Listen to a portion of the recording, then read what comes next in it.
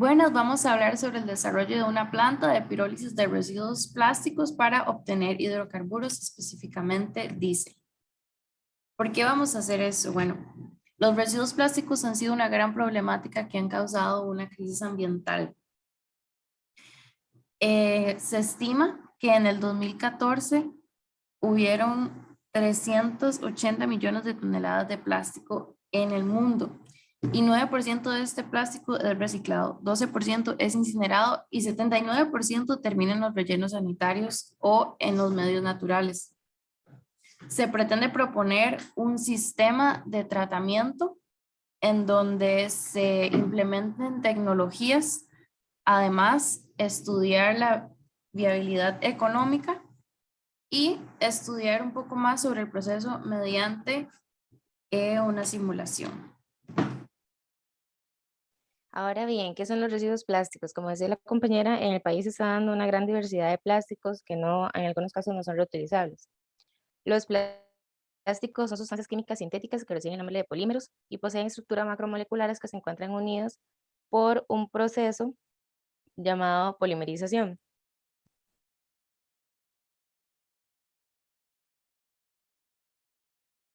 Ok, existen diversos tipos de plásticos.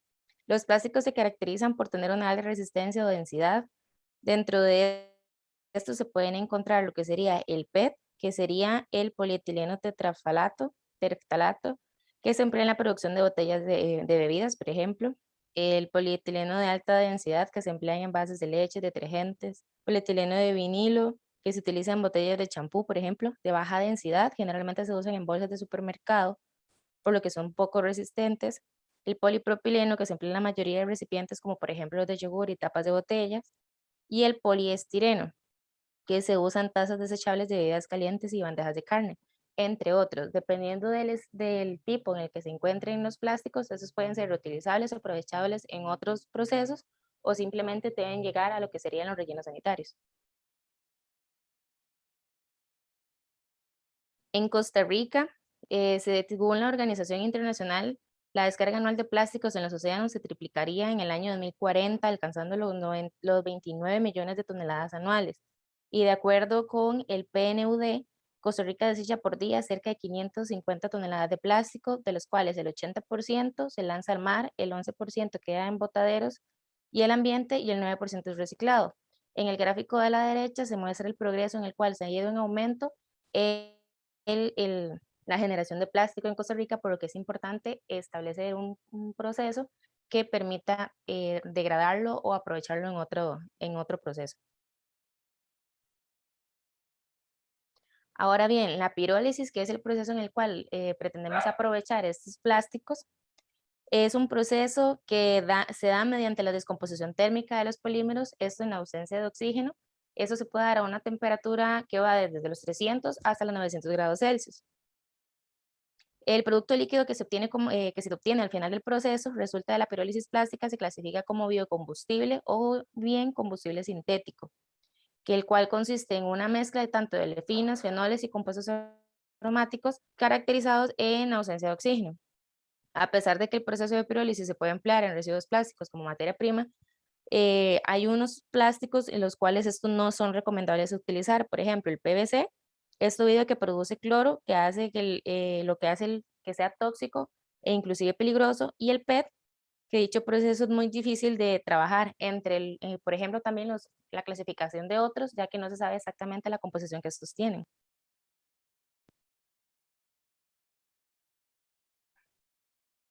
Ahora, la legislación para poder llevar a cabo todo lo que sería el proceso de construcción y desarrollo de la planta de pirólisis se debe basar en las normas y legislaciones establecidas en Costa Rica, como por ejemplo el Ministerio de Salud, CTN, reglamentos de construcción y el SICPA, dependiendo de la parte en la que se vaya a centrar.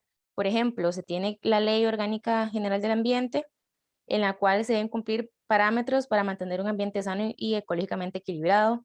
También se tiene lo que sería el reglamento de vertido y reuso de aguas residuales, en cual engloba lo que serían las prácticas y requisitos necesarios para el correcto tratamiento de las aguas residuales que se generan debido al proceso, y el reglamento de construcciones, que da los parámetros o lineamientos necesarios para lo que sería la construcción de una planta que cumpla con todos los requerimientos necesarios y de seguridad para los trabajadores, entre otras legislaciones. Esas serían las más importantes. Ahora bien, el sistema de tratamiento de aguas es de suma importancia, puesto que se pueden generar ciertos residuos que deben ser tratados para no contaminar el ambiente y de esta forma poder tener una línea viable para el desarrollo del proceso. El sistema de tratamiento de aguas residuales se puede dividir principalmente, generalmente se divide en 4 secciones o en 4 procesos. El preliminar o pretratamiento, que lo que busca es preparar las aguas residuales para los posteriores procesos de tratamiento. Los principales Las principales operaciones que se pueden llevar a cabo para llevar a cabo el pretratamiento son las rejas o tamices, trituradores, desarenadores o desengrasadores. Luego entramos a lo que sería el tratamiento primario, que lo que busca es remover una gran parte del material sedimentable, esto mediante sedimentación, precipitación química, oxidación química, coagulación, entre otros. Luego entraríamos a lo que sería el tratamiento secundario, que en esto lo que se busca es reducir los componentes orgánicos en el tratamiento que no se, digamos que ya se pretrataron en el tratamiento primario. En ese caso se puede llevar a cabo por medio de filtración biológica, lodos activos o incluso lagunas. Y el tratamiento avanzado o terciario lo que busca es complementar los procesos anteriores para lograr un efluente más puro y que pueda ser en algunos casos reutilizado o desechado en algún medio ambiental. Eso se puede hacer por medio de precipitación química, ósmosis inversas, intercambio iónico, entre otros métodos.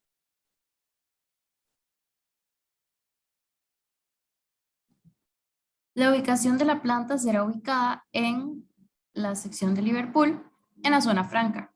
Eso porque nos trae diversas ventajas, como lo son en sección de impuestos, y además es una zona estratégica porque está cerca de APM, así como Recope, y esto puede dar grandes ventajas también porque está cerca de una ruta transitada como es la ruta 32.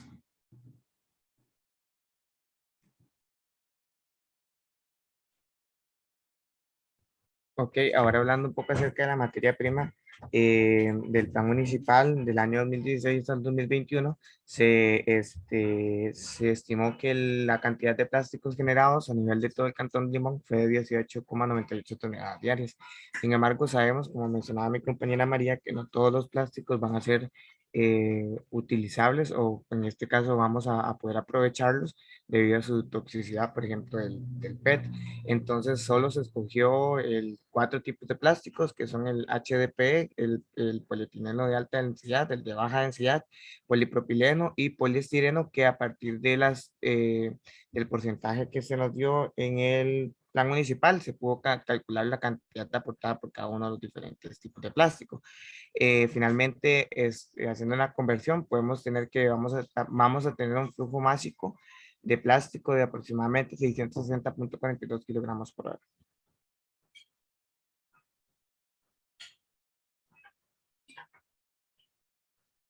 En la selección de nuestros equipos, ya definiendo nuestra capacidad, nuestra capacidad por hora de la planta, vamos a poder elegir pues los diferentes equipos. Primero se necesita hacerle un lavado, hacerle el pretratamiento de la materia prima a través de un lavado, la trituración y el secado de la misma para luego poder ser ingresada al reactor de una manera que esté ya cortada para que haya una mayor eficiencia energética y después de haber sido ingresada al reactor se necesita separar tanto las cenizas generadas como con los gases y líquidos que se generaron en el reactor. Entonces para eso vamos a emplear un separador ciclónico que nos va a hacer nos va a dividir la corriente proveniente del reactor en 2 corrientes que ya se mencionaron, digamos, una de cenizas y las otras de gases. El reactor, como ya se mencionó, se escogió en base al volumen requerido dependiendo de todas las sustancias, dependiendo de todos los tipos de plástico que tenemos, que a partir de su densidad se obtuvo un volumen total que va a ocupar nuestra materia prima. A partir de ese volumen se escogió el volumen del reactor, que sería de 0,9845 o redondeando a 1 metro cúbico. Para eso entonces nos dio que el diámetro y la altura del reactor va a ser de aproximadamente 1.07 o 0.8 metros. Para el condensador, en esta ocasión decidimos utilizar un chiller para poder condensar los gases que provienen del reactor, y dentro de esos gases sabemos que proviene nuestro combustible, que es decíamos, el combustible diésel, ¿verdad? Entonces lo que necesitamos es condensarlo para así poder almacenarlo en su respectivo tanque. Luego vamos a tener la columna flash, que es donde se va a separar ya los gases incondensables de los productos líquidos, que es donde vamos a tener nuestro diésel sintético. Ahí podemos observar las dimensiones y los diferentes precios según los catálogos de cada uno de los equipos. El proceso de pirólisis. El proceso de pirólisis consta pues, de una serie de pasos, como ya he ido hablando. Primeramente vamos a tener los residuos plásticos que van a entrar a la planta. Esos se van a almacenar en bodegas hasta su futuro pretratamiento. Luego del pretratamiento se va a hacer la trituración y su licuefacción, que es como llevar el plástico hasta su punto de derretimiento. Luego de eso va a pasar a la pirólisis. Dentro de la pirólisis se va a llevar el proceso de reacción, de conversión de plástico a combustibles, ¿verdad? Luego vamos a tener que separar las cenizas de los vapores, como se mencionó, con el separador ciclónico. Luego con el chiller se condensan esos gases. Van a haber gases incondensables que se van a aprovechar para el proceso de pirólisis, y luego vamos a tener de ese separador flash el diésel equivalente.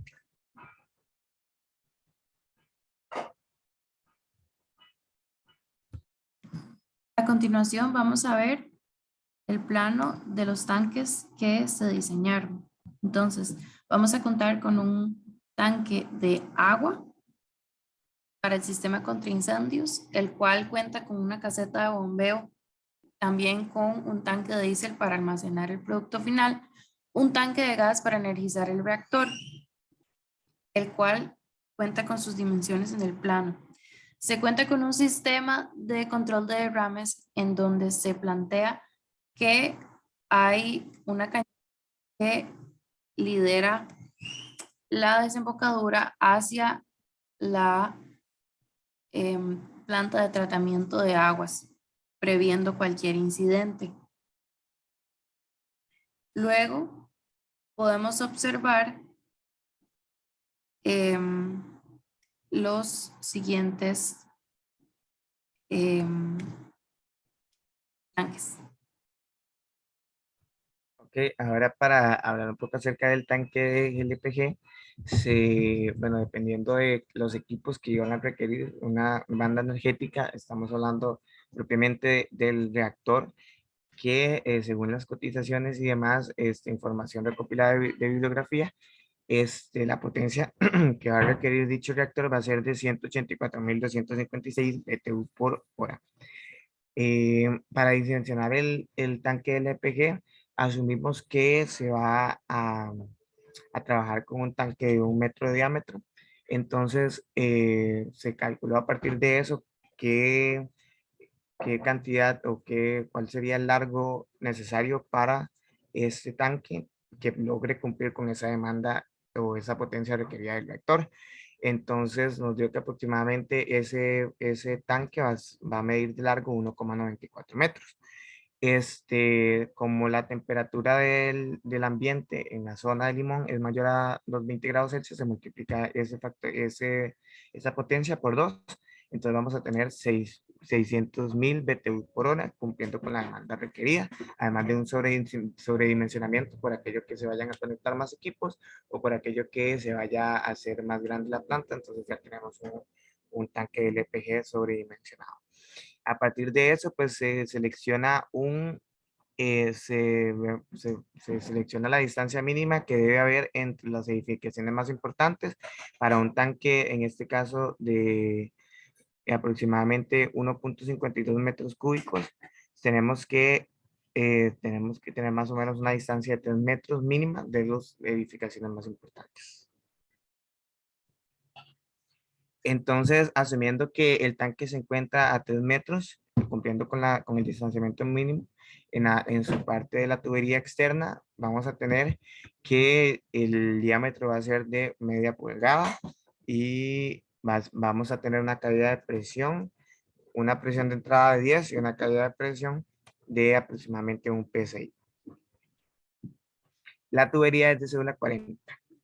Y para el tanque, para la tubería interna, vamos a asumir que el reactor se encuentra a 10 metros de distancia desde la pared hasta donde se encuentra el reactor, serían 10 metros. Por lo tanto, vamos a necesitar una tubería de media pulgada también y de cédula 40. El tanque de combustible se calculó a partir de lo mencionado por Mianda en 2016. Según él, el 58% del plástico que se alimenta se va a convertir en combustible líquido sintético. Entonces, calculamos el flujo de toneladas de kilogramos por día y eso se multiplicó por ese factor. Y suponiendo que el tanque, el combustible va a estar guardado por un espacio de una semana en el tanque, entonces se calculó el volumen que se va a necesitar de ese tanque. Se calculó que se van a necesitar 75.71 metros cúbicos y buscando en catálogos diferentes tipos de tanques encontramos que vamos a tener, si se puede ver, uno de 100 metros cúbicos para cumplir con el requerimiento y va a tener una altura aproximadamente de 58, 5.822 milímetros y un diámetro de 5.32 metros. Muy bien, ahora vamos a hablar un poco sobre la simulación del proceso de pirólisis para producir hidrocarburos. Entonces, para esto, le voy a pedir a la compañera que deje de compartir un momento para ver la simulación en línea. ¿Ok? El simulador Pro2 es una herramienta muy práctica, amigable con el usuario para poder simular procesos de ingeniería química. Inicialmente lo que se necesita es seleccionar los componentes que se van a necesitar en este caso para simular la simulación. Entonces, seleccionamos componentes y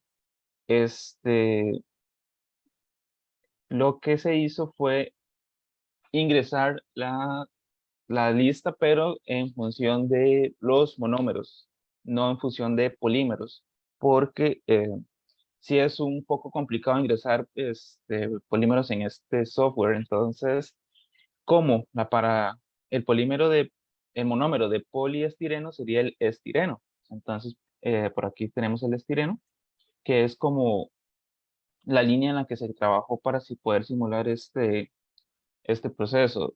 Luego se nos requiere, o el simulador nos va a pedir que escojamos un modelo de composición local que va a simular los equilibrios que se puedan dar en el proceso. En este caso, el modelo Uniquac se adecua bastante bien al proceso porque puede simular hasta equilibrios vapor líquido-líquido. Seguidamente, ya podemos ir viendo o ir armando el proceso. Tenemos la corriente de alimentación, que es, según estudios en los que nos respaldamos para tomar datos, se dice que puede entrar a una temperatura de 25 grados Celsius, una temperatura ambiente y una presión ambiente. Seguidamente, nos vamos a flujos y composiciones. El cálculo previo que se hizo para poder estimar cuánto se iba a trabajar era de 660.42 kilogramos por hora. Esto se divide en polietileno, que es un 46%, propeno o polipropileno, que es un 27%, y el resto de poliestireno. Teniendo esto claro, procedemos a ir a la siguiente parte del proceso, que sería estimaciones de proceso, que sería un calentamiento de la alimentación previa a entrar al reactor de pirólisis.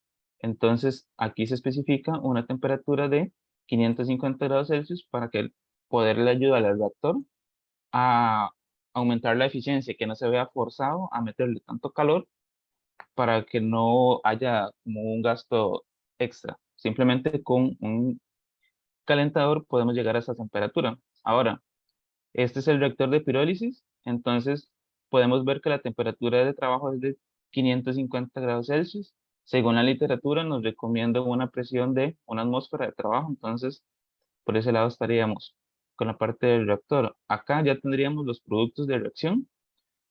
Se necesita enfriar, entonces le bajamos la temperatura. Entonces en cold side podemos ver que puede disminuir la temperatura. Las caídas de presión normales de un intercambiador son de alrededor de 5 psi o 34, casi 35 kilopascales. Entonces aquí especificamos la temperatura del producto de frío y lo fijamos en 45 grados Celsius.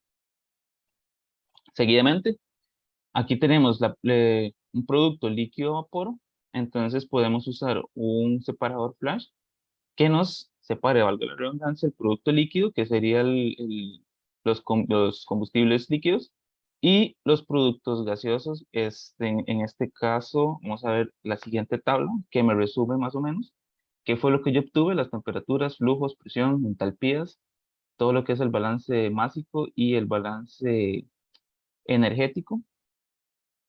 Entonces acá tenemos que en la parte del flash, en la parte de producción de gas, tenemos que el etileno es el que en términos de composiciones es el que más proporción está. Le sigue el propeno, luego el estireno en una poca cantidad porque veamos que se va muchísimo por la parte de los líquidos. Luego sigue el metano, demasiado poco porque digamos que a esas temperaturas y presiones se va a comportar como un gas. Entonces por eso es que sale mucho por este lado. Luego tenemos la parte de los toluenos, la parte del dióxido de carbono y la parte del hidrógeno, que veamos que sale en bastante cantidad respecto a la producción de líquido. Entonces, a grandes rasgos, esta sería la parte de la simulación que se obtuvo a partir de este simulador Pro2.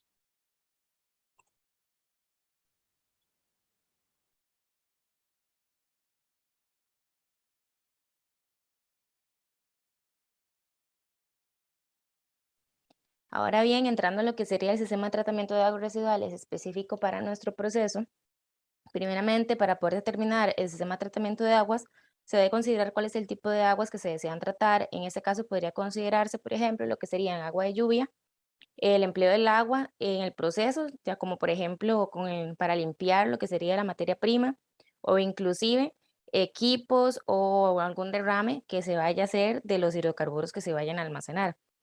Considerando esto, entonces se podría indicar que los efluentes de la pirólisis a tratar serían residuos de hidrocarburos, por ejemplo, que serían lo que vamos a tratar de producir, un biocombustibles, arena o suciedad proveniente del lavado de los equipos y materia prima, los restos de ceniza o incluso hojas o elementos ambientales que puedan ser arrastrados, por ejemplo, por la lluvia. Entonces, bien, el primer paso para este sistema de tratamiento sería el pretratamiento, en el cual lo que se busca es eliminar todos aquellos elementos gruesos, por ejemplo, hojas o ramas que se van arrastradas por las lluvias, en este caso, también arenas o piedras. Para hacer esto se va a requerir primeramente de lo que sería un desbaste, que es la figura que se muestra al lado derecho, en la parte inferior. En este caso, el desbaste retiene los elementos flotantes, por ejemplo, como plásticos, trozos de madera, hojas, ramas, mediante la instalación de rejillas metálicas. Posterior a esto, también se va a adicionar lo que sería un sistema de desarenador para poder eliminar esos elementos de menor tamaño que pueden ir por ejemplo, en los 0.15 milímetros de diámetro. Por ejemplo, las arenas o alguna piedrita pequeña. Ese sistema, que es el que estaría en la parte superior, consiste en un ensanchamiento del canal en el cual se da el pretratamiento, en donde la velocidad del agua lleva a disminuir de tal manera que permite la sedimentación de las partículas. Este sistema puede remover de 5 a 40 mililitros por metro cúbico de agua residual.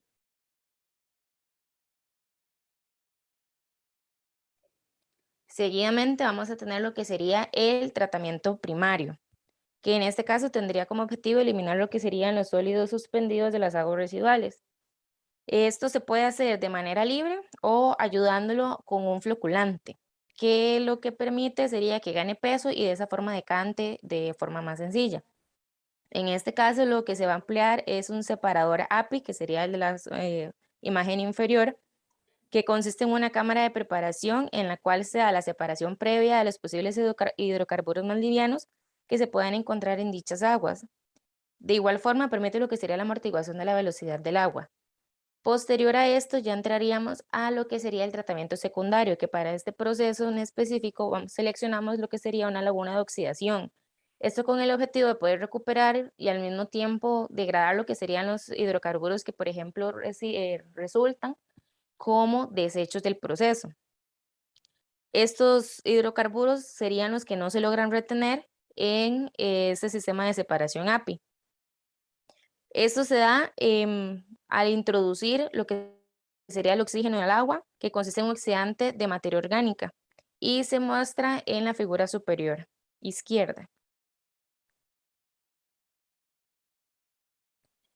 Por último, tendríamos lo que es el tratamiento terciario, que puede ser comprendido como cualquier método empleado en los procesos secundarios con el objetivo principal de poder eliminar contaminantes orgánicos biodegradables, para de esta forma hacer posible que el agua sea reutilizable o pueda ser desechada de forma segura. Se busca aplicar un tratamiento terciario con este fin. Dicha agua no puede ser empleada si se encuentra contaminada, debido a que podría dañar los equipos o incluso podría llegar a alterar el proceso o dañar el ambiente si se deposita de forma incorrecta. Para este caso, vamos a optar por un método de desinfección por medio de cloro. Esto debido a que el método es más económico, es sumamente empleado, tiene un fácil manejo, una buena estabilidad y solubilidad. Sin embargo, hay que tener mucha precaución debido a que, como se le mencionaba al principio, lo que se busca al seleccionar lo que serían los plásticos es que no se ingrese una gran cantidad de cloro al sistema. Entonces, en ese proceso se opta por esta desinfección, pero se debe aplicar algún método o forma en la cual se pueda reducir la presencia de este en las aguas.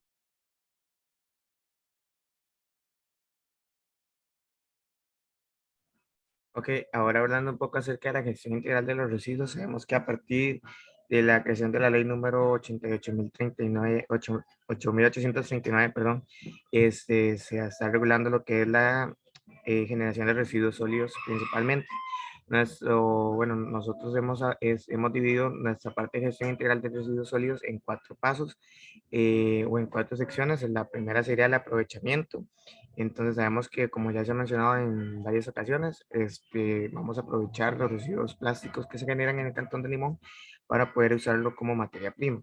Entonces estamos aprovechando esos residuos que se están desechando para darles un valor. Luego se va a ir a un tratamiento. La materia, desde el momento que ingresa a la planta, se le trata, se lleva al área de selección, primeramente, donde se separa de los residuos plásticos no valorizables o que no se pueden utilizar para el proceso.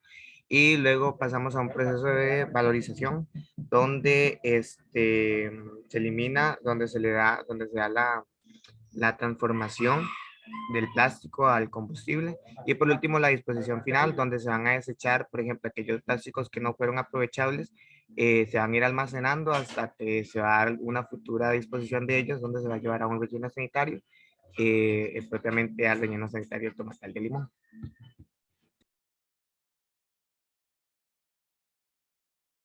Muy bien, ahora vamos a observar la distribución de planta, que se compone en una zona de playa de tanques, como ya observamos, un sistema de tratamiento de aguas, como ya también observamos, una zona de procesamiento, en donde vamos a tener una zona de lavado, triturado, secado, un reactor, un ciclón, un condensador, un separador flash. Luego tenemos la zona de empaque, la bodega de materia prima, tenemos los retiros respectivos de 6 metros con las propiedades adyacentes.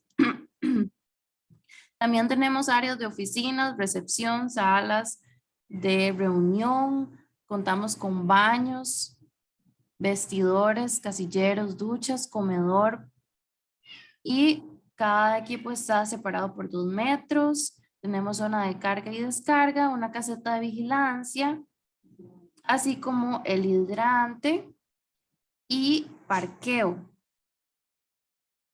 Luego tenemos el sistema contra incendios que está resaltado en rojo, en donde vamos a observar los distintos extintores de los distintos tipos según el área. Tenemos Especiales. la red de rociadores, como se observa con las líneas rojas, y el hidrante que está a 12 metros alejado, así como la caseta de bombeo. Compañera.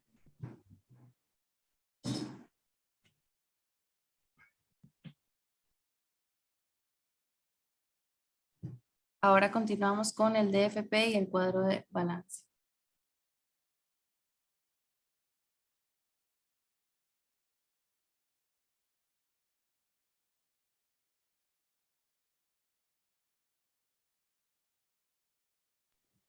Muy bien, en este momento yo les voy a compartir lo que es el DFP del proceso de la planta productora de hidrocarburos.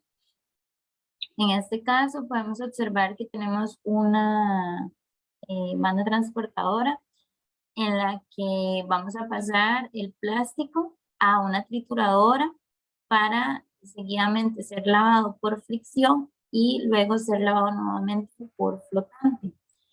Una vez lavados durante estos dos procesos, vamos a pasar nuevamente las virutas de plástico lavadas por una banda transportadora que los va a llevar a un sistema de aire de secado con aire seco. Seguidamente de esto vamos a pasar por un filo que se conoce como un tanque donde se almacenan las virutas. Entonces, en este tanque vamos a tener lo que es pues la viruta plástica que va a pasar por el reactor. Previamente, antes de ingresar al reactor, esas virutas son pasadas por un intercambiador de calor.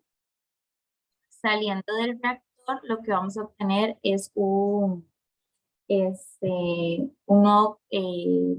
este caso vamos a enfriar, un enfriador, para poder pasar por el ciclón, que es donde vamos a retirar los plásticos. Vamos a retirar las cenizas, perdón. Entonces después vamos a pasar a lo que es un condensador. Seguidamente vamos a almacenar, en este condensador lo que vamos a condensar son los vapores que salen del ciclón y vamos a obtener aceite. Ese aceite se va a pasar por un flash para poder separar el diésel, que es nuestro producto de interés.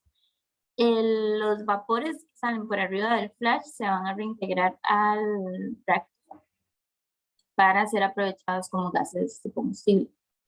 Ahora,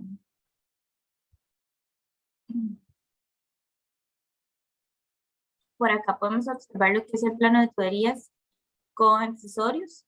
A diferencia del DFP, aquí lo que podemos observar es que vamos a utilizar controladores de temperatura, controladores de nivel y controladores de peso. Por acá tenemos un controlador de peso, aquí tenemos controladores de temperatura y controladores de nivel. Aquí tenemos válvulas de control. Y creo que otro de los equipos que es relevante. Ok. Es esta pieza que es para controlar el vacío, como para un escape de presión, liberación de presión, y este es para controlar el vacío también. Luego por acá tenemos un plano constructivo del reactor de pirólisis en donde se observan las dimensiones que va a tener este reactor para poder operar a un volumen, para poder darnos la producción de diésel que se requiere con un volumen de 0.98 metros cúbicos aproximadamente y con una altura de 1.08 metros y un ancho de 1.08 metros. Luego por acá podemos observar el plano constructivo de la etapa de pretratamiento del plástico. Como les expliqué anteriormente, tenemos lo que es una banda transportadora inicial. Aquí se van a transportar los plásticos a como vengan de los residuos municipales. Pasa por la trituradora, pasa por el lavado por fricción. Continuamos en lo que es un tanque de lavado flotante, la transportadora nuevamente para llegar al sistema de secado con aire caliente y finalmente llegar al almacenaje de virutas de plástico secas.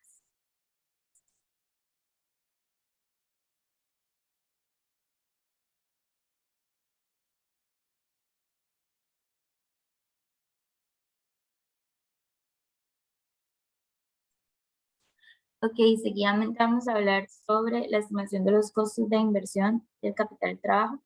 En este caso se consideraron costos de la planta y SBL, que básicamente son los costos por equipo de producción. Podemos continuar viendo que tenemos también, y vamos a considerar, los tanques que se utilizaron para la playa de tanques. Esto nos va a sumar $420,000 aproximadamente. Luego tenemos lo que es el costo externo o la inversión OSBL, que básicamente va a contemplar las redes de suministro eléctrico, la construcción de oficinas, servicios sanitarios, servicios de emergencia, extinción de incendios, entre otras instalaciones médicas que se requieren dentro de la planta. Y cuando se desconocen detalles importantes de la instalación, uno puede asumir que en las primeras etapas del diseño, un 40% del valor que se calculó anteriormente, los $420,000, puede ser equivalente a el costo externo o la inversión de OSBL, que fue lo que se calculó acá. Luego, para la estimación de la mano de obra operativa, tomamos en consideración aproximadamente 50 trabajadores en la empresa, donde 30 van a ser operarios en diferentes áreas, 10 de secretariado de oficina, 5 licenciados. Se va a considerar que se estaría invirtiendo aproximadamente 25 millones de colones mensuales para poder brindar una producción óptima. Luego, para la estimación del capital de trabajo, es el dinero adicional que se va a requerir para poder arrancar la planta. Este valor se estimó utilizando los porcentajes que nos brindaba la literatura, en el que pues se indica que un 1% del valor ISBL más el valor de OSBL va a ser igual a el capital de trabajo, siendo $172,550 aproximadamente. Y para la estimación de las ganancias, pues vamos a considerar que el 58% de lo que entra en virutas de plástico va a ser el diesel que vamos a producir, asumiendo que vamos a lograr producir el 75% de este total producido mensualmente. Entonces obtendríamos unas ganancias de 27,086 colones por mes, millones de colones por mes. Finalmente podemos tener que una simulación es una simplificación de la realidad. Además, también ha llegado a dar una